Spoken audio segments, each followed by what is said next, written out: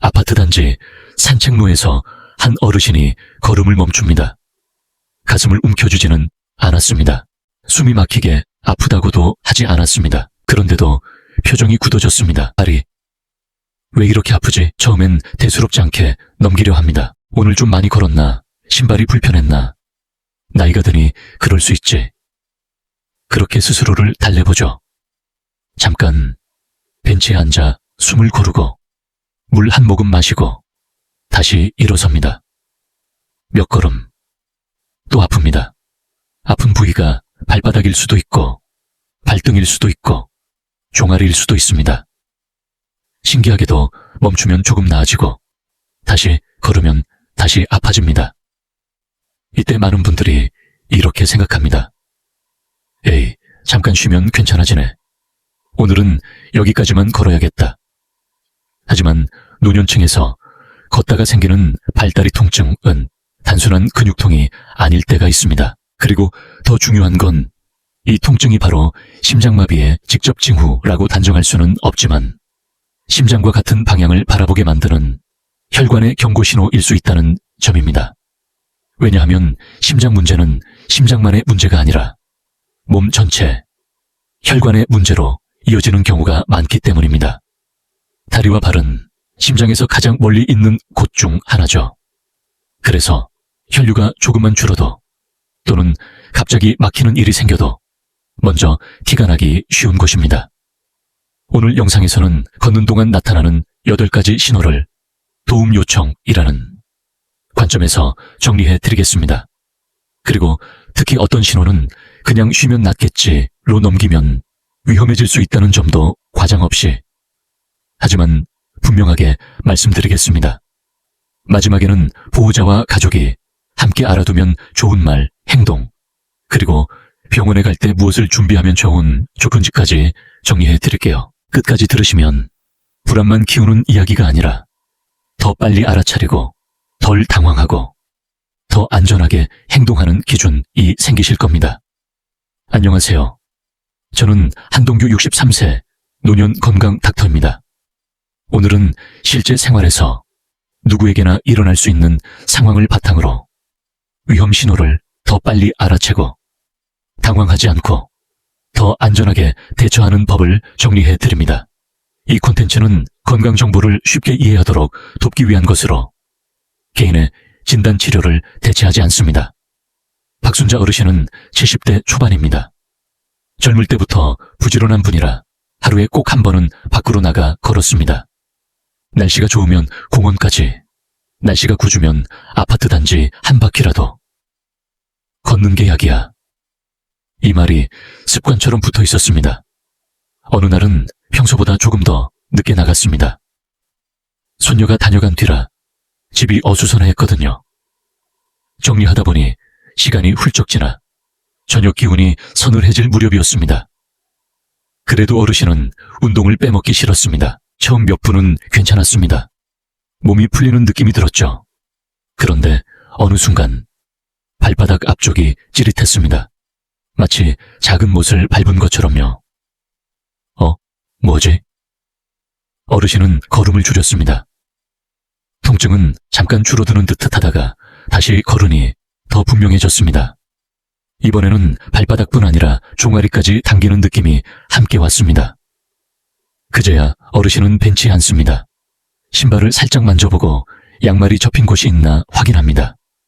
아무것도 없습니다. 몇 분 쉬니 통증이 누그러집니다. 역시 나이 들면 근육이 그렇지. 어르신은 스스로를 안심시키며 다시 일어섭니다. 그런데 다시 몇 걸음을 옮기자 다시 통증이 올라옵니다. 이번에는 아프다가 아니라 걸을 수가 없다에 가깝습니다. 걸음을 멈추면 괜찮아지고 걸으면 아프고 그 이상한 반복이 계속됩니다.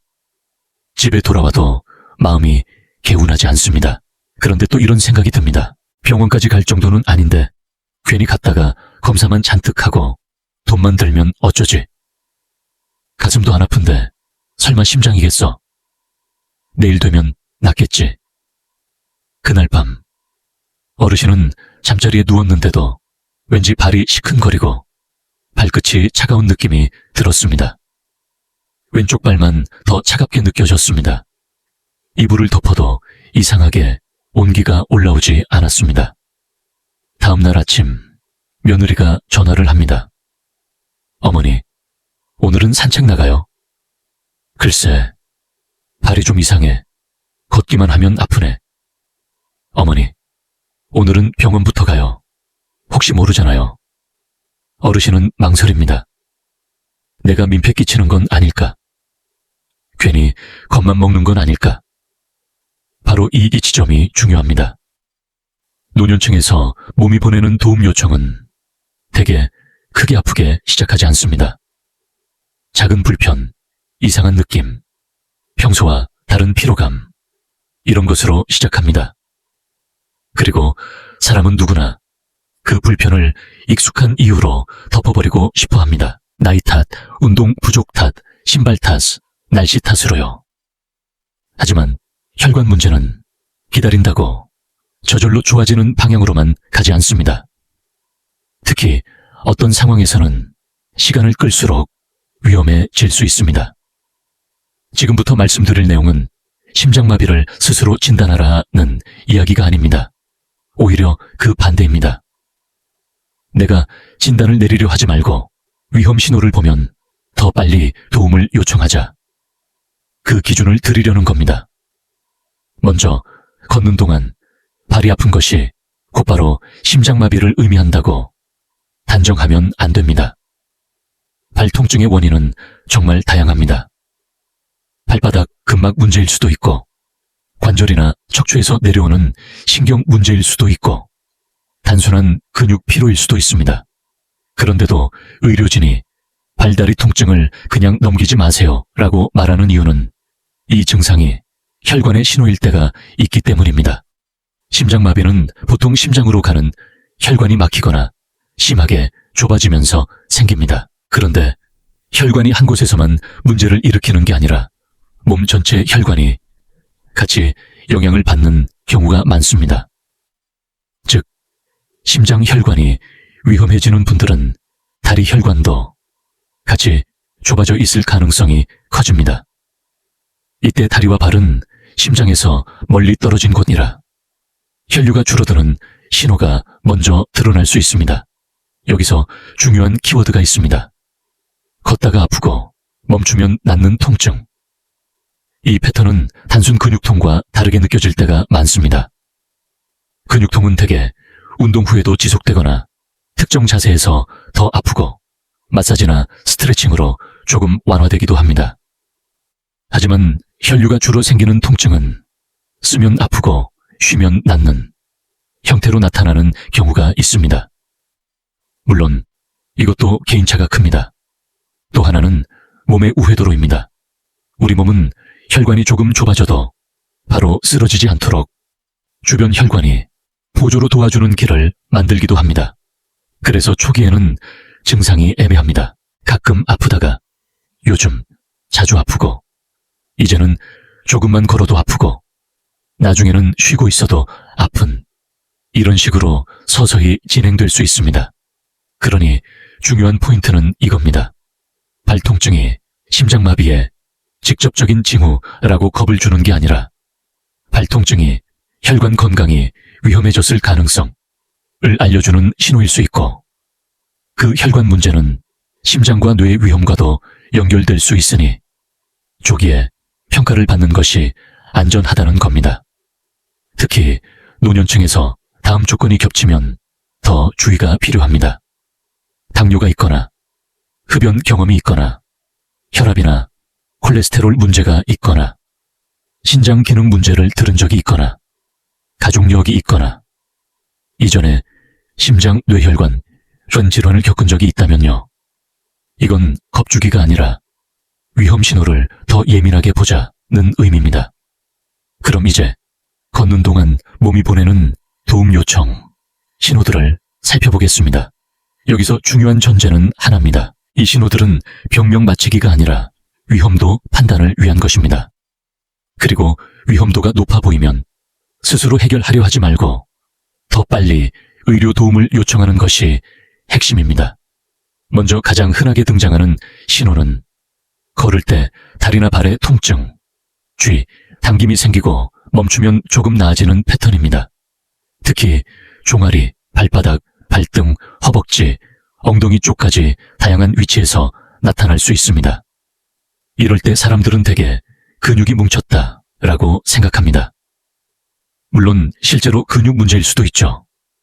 하지만 통증이 반복되고 걷는 거리나 시간이 점점 줄어든다면, 그리고 같은 강도의 걸음에서 비슷한 지점에 통증이 온다면 혈류 문제 가능성도 함께 생각해 봐야 합니다. 이때 중요한 건 오늘 한 번이 아니라 패턴입니다. 그리고 패턴이 보이면 그때는 참는 게 미덕이 아니라 확인하는 게 지혜입니다. 그 다음은 오늘 영상에서 특히 강조하고 싶은 신호입니다. 갑자기 한쪽 발이나 다리가 유난히 차갑고 창백하거나 푸르스름해지고 통증이 빠르게 심해지는 경우입니다. 걸을 때만이 아니라 걷다가 시작되어도 곧 쉬어도 안 가라앉는 형태로 변할 수 있습니다. 감각이 둔해지거나 저리거나 힘이 빠지는 느낌이 동반될 수도 있습니다. 이런 변화는 단순한 피로나 근육통과 결이 다릅니다. 이때는 좀 더 지켜볼까가 아니라 가능한 빨리 의료 도움을 요청해야 합니다.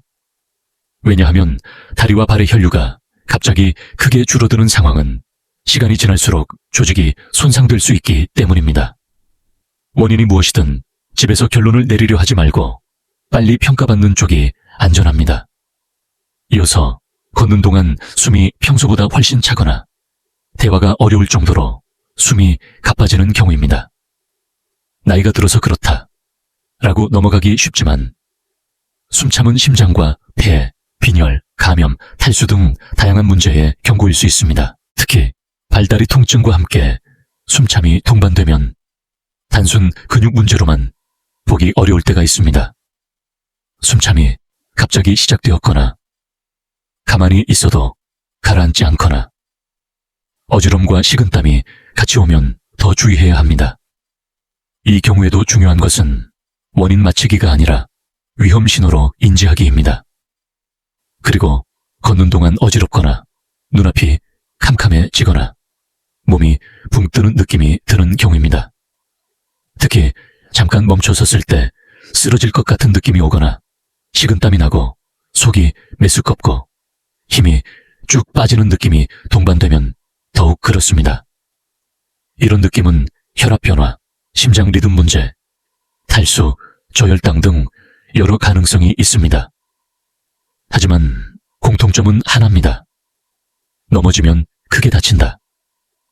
그래서 이 신호가 오면 무리해서 걷지 말고 안전한 곳에 앉거나 기대고 주변에 도움을 요청하는 것이 먼저입니다. 특히 주목할 점은 발다리 통증과 함께 가슴이 아프다가 아니라 답답하다, 조이는 느낌, 명치가 불편하다, 턱이나 어깨, 팔이 묵직하다 같은 애매한 상체, 불평함이 같이 오는 경우입니다. 노년층에서는 전형적인 흉통이 아니라 이런 식의 비전형적 불평함으로 나타날 수 있다는 이야기를 종종 듣습니다. 또한 소화가 안 되는 느낌, 트림이 나오고 속이 더부룩한 느낌으로 착각하기도 합니다. 이때도 체했나 보다로 끝내기 전에 동반되는 숨참, 식은땀, 어지럼이 있는지 함께 보셔야 합니다. 특히 새롭게 나타난 상체 불평함이라면 더 빨리 의료평가를 받는 편이 안전합니다. 한편 걷는 동안 한쪽 다리만 붓고 만지면 뜨겁고 통증이 깊게 느껴지는 경우도 있습니다. 이때도 원인은 다양하지만 특히 갑작스러운 붓기와 통증이 한쪽에 나타나면 지켜보기보다는 평가받기가 우선입니다. 만약 숨참이나 흉부 불평함이 동시에 나타난다면 더 긴급하게 도움을 요청해야 합니다. 여기서도 중요한 건 집에서 마사지하거나 억지로 풀려고 하지 않는 것입니다. 통증의 원인이 무엇이든 위험 상황을 키우지 않는 쪽으로 움직여야 합니다. 그리고 발이나 발가락 끝의 색이 평소와 다르게 변하는 경우가 있습니다. 창백해지거나 푸르스름해지거나 보랏빛이 돌거나 반대로 유난히 붉어지기도 합니다. 춥다고 그럴 수 있지 라고 생각할 수 있지만 색 변화가 통증, 저림, 차가움, 감각 변화와 함께 나타나면 혈류나 산소 공급 문제를 의심해야 할 때가 있습니다. 특히 한쪽만 뚜렷하다면 더 그렇습니다. 이런 경우에도 집에서 결론 내리기보다 빨리 확인하기가 안전합니다. 마지막으로 상처가 잘 낫지 않거나 발에 작은 상처가 생겼는데도 시간이 지나도 좋아지지 않는 경우입니다. 이건 걷는 동안 즉각적으로 느끼는 증상은 아닐 수 있지만 많은 분들이 산책 중 신발에 쓸려 작은 상처가 생기고 그게 오래가는 경험을 합니다. 혈류가 충분하지 않으면 상처 회복이 더디고 감염 위험도 커집니다. 특히 당뇨가 있으면 발의 감각이 둔해져 상처를 늦게 발견할 수 있고 그 사이 문제가 커질 수 있습니다. 따라서 작은 상처인데 왜 이렇게 오래가지? 라는 생각이 들면 그 자체가 몸의 도움 요청일 수 있습니다.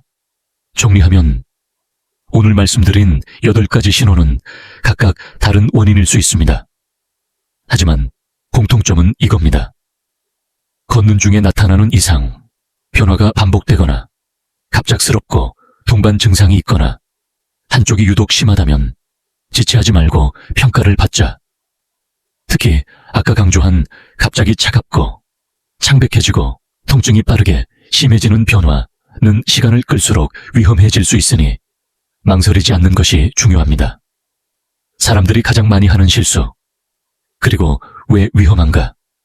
우선 가장 흔한 실수는 가슴이 안 아프니까 심장은 아닐 거야 라는 생각입니다. 가슴 통증은 중요한 경고 신호이지만 모든 심혈관 문제가 가슴 통증으로만 나타나는 것은 아닙니다.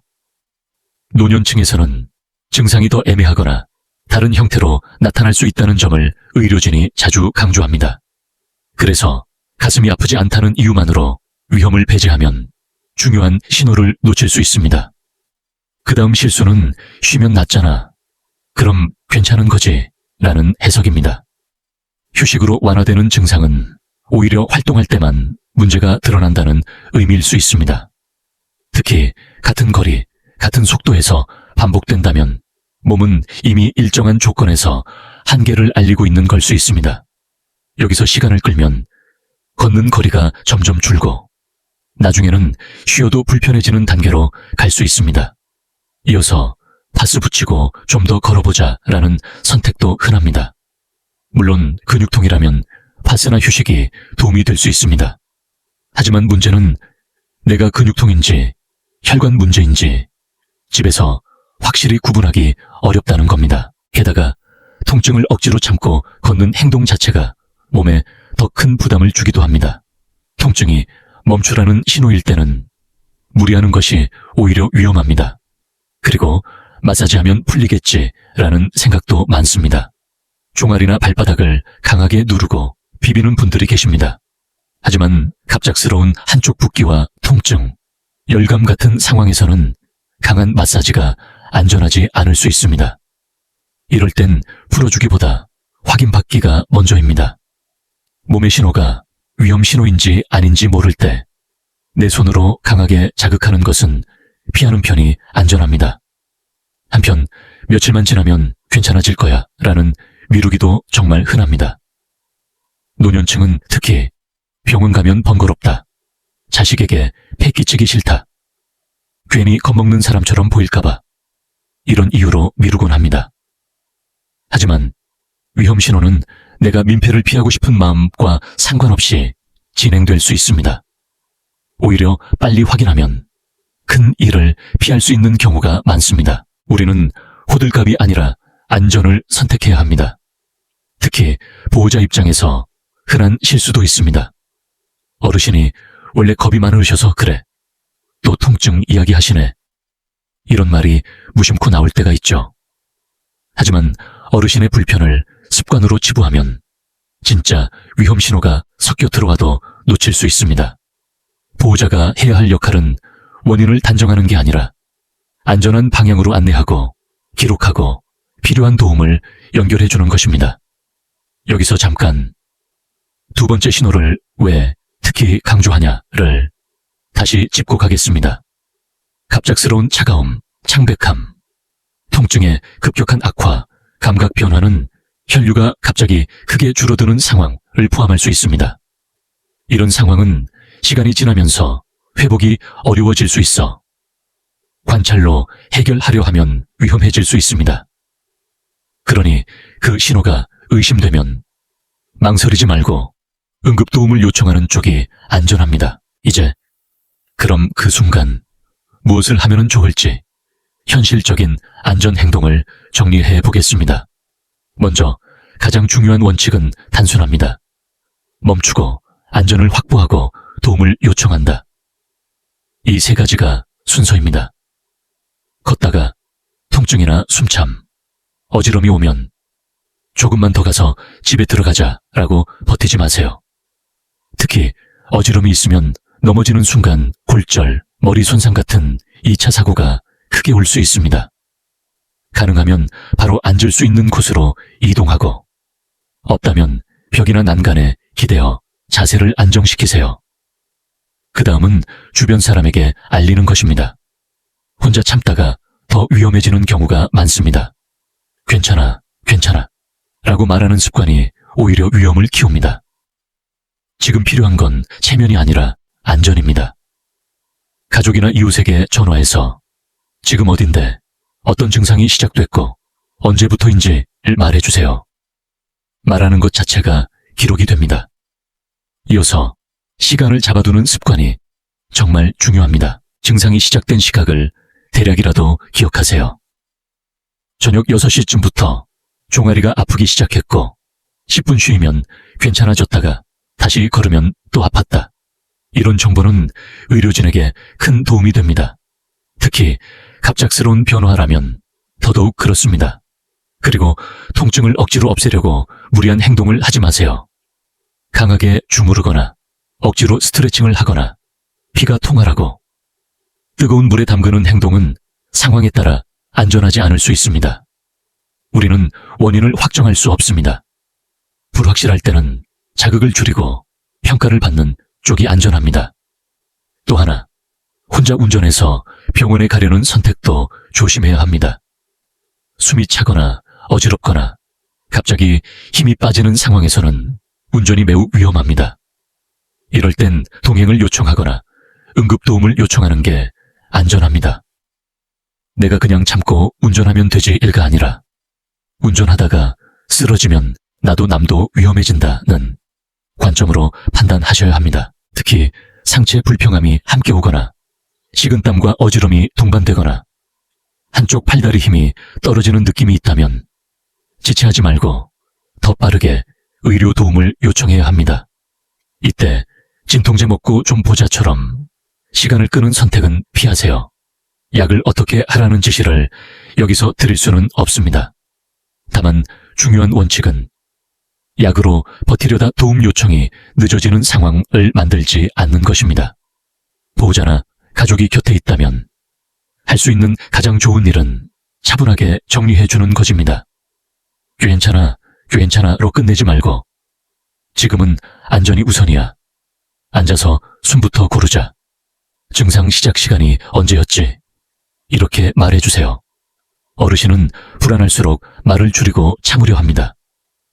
그때 보호자의 질문이 기록이 되고 기록은 치료의 속도를 높입니다. 여기서 또 하나 중요한 포인트가 있습니다. 응급 상황에서 사람은 자주 내가 과장하는 걸까봐 망설입니다. 하지만 응급도움을 요청하는 기준은 확실함이 아니라 의심입니다.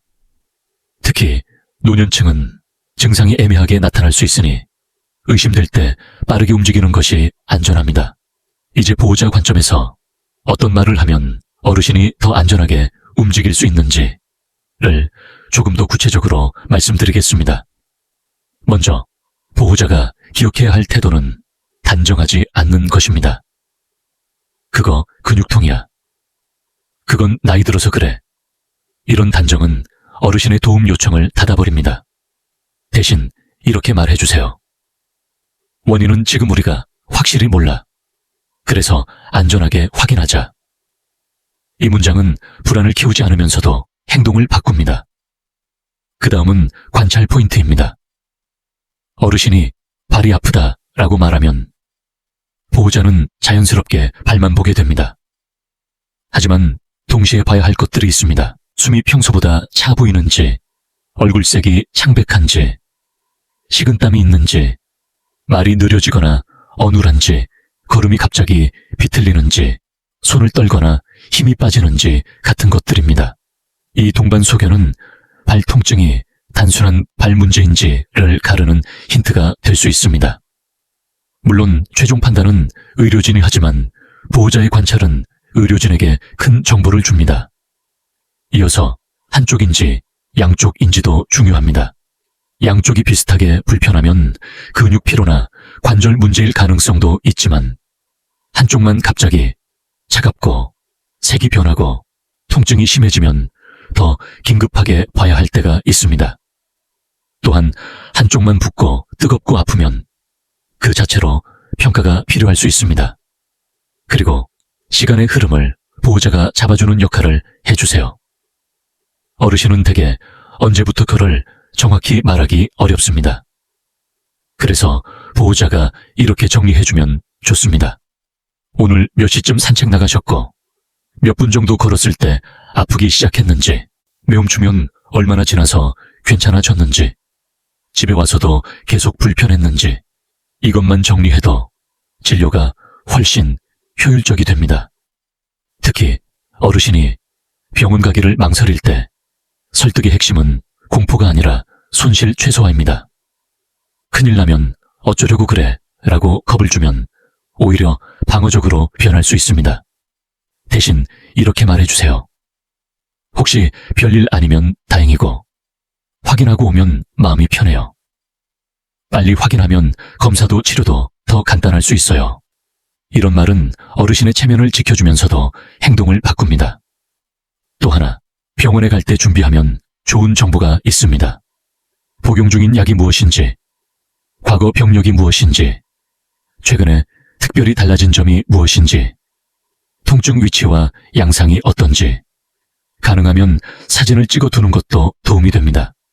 예를 들어 발색이 변했거나 부종이 눈에 띈다면요. 다만 사진 찍느라 시간을 지체하지는 마세요. 기록은 도움이 되지만 지연은 위험이라는 원칙을 기억하시면 됩니다. 마지막으로 보호자도 지치지 않아야 합니다. 어르신의 불편 호소가 잦으면 보호자 입장에선 무뎌질 수 있습니다. 그럴수록 오늘은 어떤 점이 평소와 다른가를 묻는 습관이 필요합니다.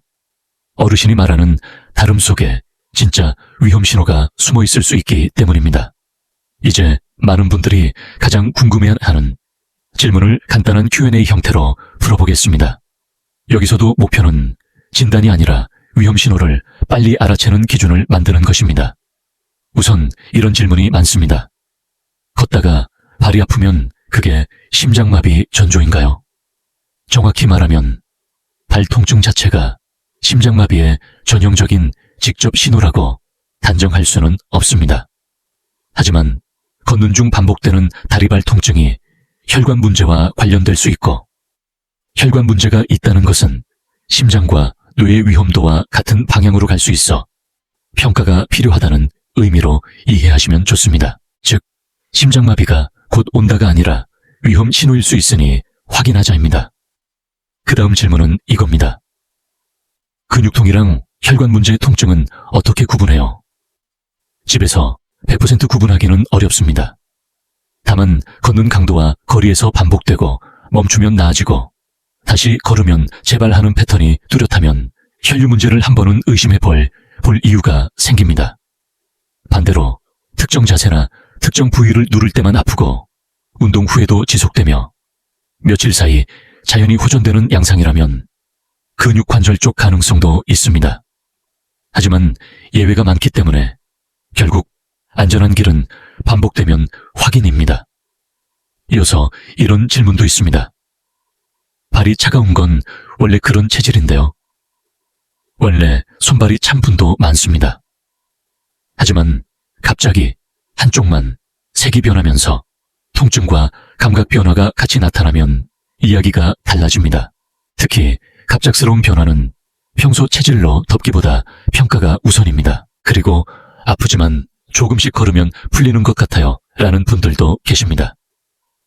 가끔은 몸이 풀리면서 근육이 이완되어 통증이 줄어드는 경우도 있습니다. 하지만 혈관 문제가 숨어있는 경우에는 억지로 걷는 습관이 위험할 수도 있습니다. 몸이 보내는 멈춤 신호를 계속 무시하면 넘어지거나 다른 증상이 겹쳐질 수 있습니다. 따라서 통증의 성격이 이전과 달라졌거나 동반 증상이 있다면 풀릴 때까지 걷자보다 확인하자가 안전합니다. 또 자주 나오는 질문이 있습니다. 밤에는 괜찮은데 걸을 때만 아파요. 그럼 덜 위험한가요? 밤에 괜찮다고 해서 안심할 수만은 없습니다.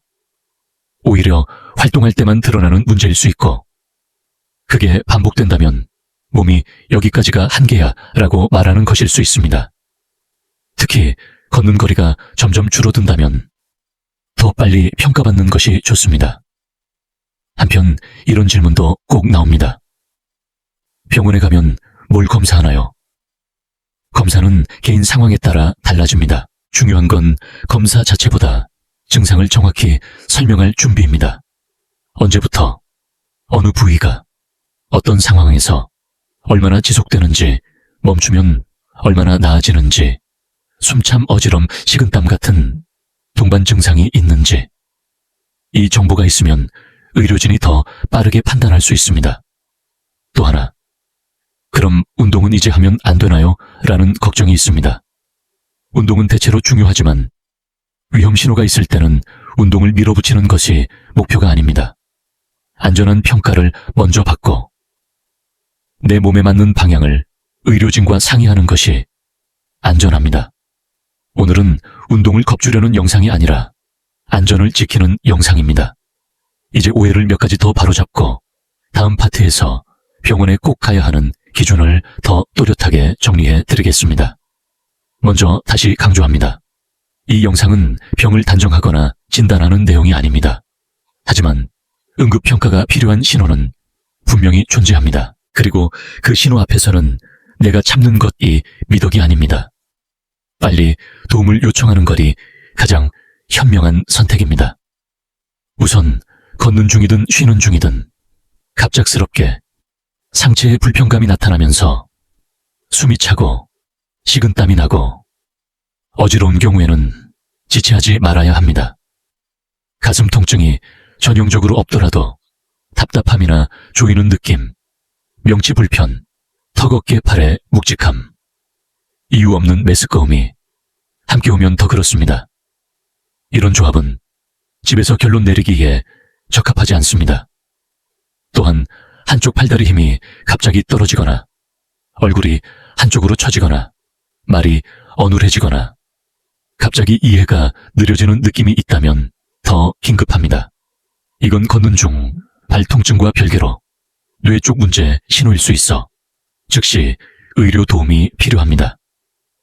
그리고 오늘 여러 번 강조한 것처럼 한쪽 다리나 발이 갑자기 차갑고 창백해지고 통증이 빠르게 심해지며 감각이 둔해지는 경우는 특히 시간을 끌지 말아야 합니다. 이때는 집에 가서 누워보자가 아니라 즉시 평가가 필요한 상황일 수 있습니다.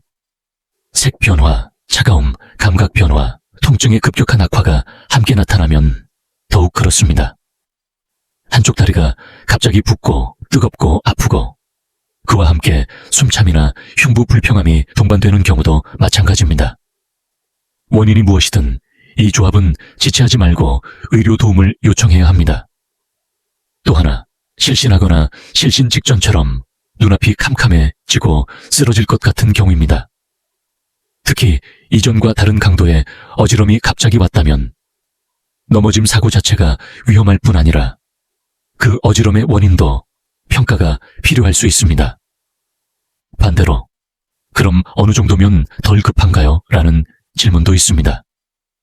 통증이 경미하고 새로운 동반 증상이 없고 하루 이틀 사이 분명히 호전되고 통증 패턴이 운동량 증가나 신발 문제와 명확히 맞아떨어진다면 덜 급할 수 있습니다. 하지만 노년층에서는 덜 급한 것처럼 보이는 신호가 실제로는 중요한 단서일 때도 있습니다. 특히 통증이 반복되거나 걷는 거리가 줄어들거나 한쪽이 유독 심하거나 밤에 발이 차갑거나 상처가 잘 낫지 않는 변화가 있다면 빨리 외래나 검진으로 확인을 권하고 싶습니다. 여기서 핵심 문장을 하나만 기억해 주세요.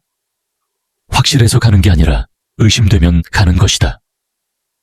응급실이든 가까운 의료기관이든 지금의 내 몸 상태를 빨리 확인하는 것이 안전입니다. 먼저 걷다가 발다리 통증이나 숨참, 어지럼이 오면 바로 속도를 줄이고 멈추세요. 안전한 곳에 앉거나 기대어 넘어짐을 막는 것이 최우선입니다. 그 다음, 증상을 참는 것보다 알리는 것을 선택하세요. 주변 사람에게 도움을 요청하고 가족에게 현재 위치와 상태를 말해주세요. 혼자 해결하려고 하면 늦어질 수 있습니다. 이어서 증상이 시작된 시간을 대략이라도 기억하세요. 몇 시쯤, 어떤 상황에서, 얼마나 걸었을 때를 머릿속에 잡아두면 의료진이 판단하기 쉬워집니다. 그리고 한쪽 다리 발이 갑자기 차갑고 창백해지거나 색이 변하고 통증이 빠르게 심해지거나 감각이 둔해지면 시간을 끌지 마세요. 이런 조합은 관찰보다 평가가 우선일 수 있습니다. 또한 숨이 평소보다 훨씬 차고 식은땀, 어지럼, 상체 불평함이 함께 오면 가슴이 안 아파도 긴급하게 의료 도움을 요청해야 할 수 있습니다. 한편 한쪽 다리가 갑자기 붓고 뜨겁고 아픈데 원인을 모르겠다면 강한 마사지나 억지 스트레칭으로 해결하려 하지 마세요. 확인받는 것이 안전합니다. 마지막으로 혼자 운전해서 이동하려는 선택은 조심하세요. 어지럼이나 숨참이 있는 상태에서 운전은 매우 위험할 수 있습니다. 동행을 요청하거나 응급도움을 요청하는 쪽이 안전합니다. 오늘 이야기의 결론은 단순하지만 정말 중요합니다. 걷는 동안 나타나는 발통증이 곧바로 심장마비를 의미한다고 단정할 수는 없습니다. 하지만 그 통증이 혈관의 경고 신호일 수 있고 혈관 문제는 심장과 뇌 위험과 같은 방향으로 연결될 수 있습니다. 그래서 우리는 참는 습관보다 확인하는 습관을 가져야 합니다. 특히 기억해 주세요. 갑자기 한쪽 발이 차갑고 창백해지고 통증이 빠르게 심해지며 감각이 둔해지는 변화, 숨참과 식은땀, 어지럼, 상체의 불평함이 함께 오는 변화, 한쪽 다리가 갑자기 붓고 뜨겁고 아픈 변화는 그냥 쉬면 낫겠지로 넘기면 위험해질 수 있습니다. 이 영상은 여러분을 겁주려는 것이 아닙니다.